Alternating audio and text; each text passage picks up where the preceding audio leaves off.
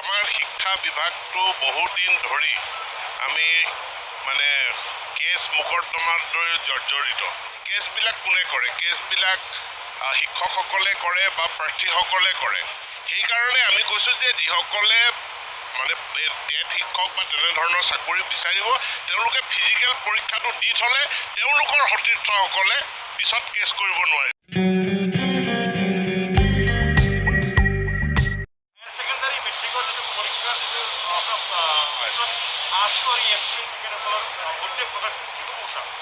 চাওক, আমাৰ শিক্ষা বিভাগটো বহুদিন ধৰি আমি কেছ মোকৰ্দমাৰ দৰে জৰ্জৰিত। আমি এতিয়া শিক্ষা বিভাগে বহু কষ্ট কৰি পেলাই 1200-1300 হাইকোৰ্ট কেছৰ পৰা আহি এতিয়া 200-300লে কেছ আহিছে। কেছবিলাক কোনে কৰে? কেছবিলাক শিক্ষকসকলে কৰে বা প্ৰাৰ্থীসকলে কৰে।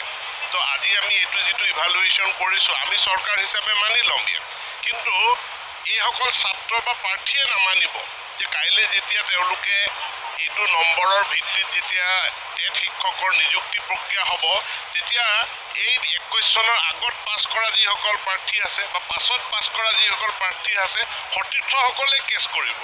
তো সতীৰ্থসকলে কেছ কৰাৰ পাছত আকৌ বিষয়টো ওলমি যাব।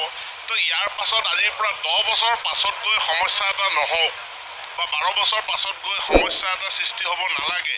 সেইকাৰণে আমি কৈছোঁ যে যিসকলে টেট শিক্ষক বা তেনেধৰণৰ চাকৰি বিচাৰিব তেওঁলোকে ফিজিকেল পৰীক্ষাটো দি থ'লে তেওঁলোকৰ সতীৰ্থসকলে পিছত কেছ কৰিব নোৱাৰিব। সেইকাৰণে পৰীক্ষাটো দি থ'বলৈ কৈছোঁ।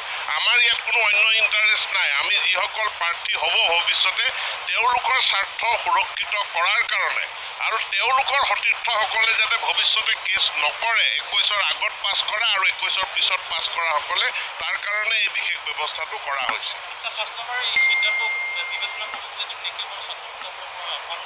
মই আজি আলোচনা কৰিম। মই ইতিমধ্যে সদৌ অসম ছাত্ৰ সন্থাকো মেছেজ দিছোঁ আলোচনা কৰিম বুলি। অসম জাতীয়তাবাদী যুৱ ছাত্ৰ পৰিষদকো মই আলোচনালৈ আহ্বান জনাইছোঁ আৰু আজি মই ইয়াতে নিখিল বড়ো ছাত্ৰ সন্থাৰ লগত আলোচনাত বহিম।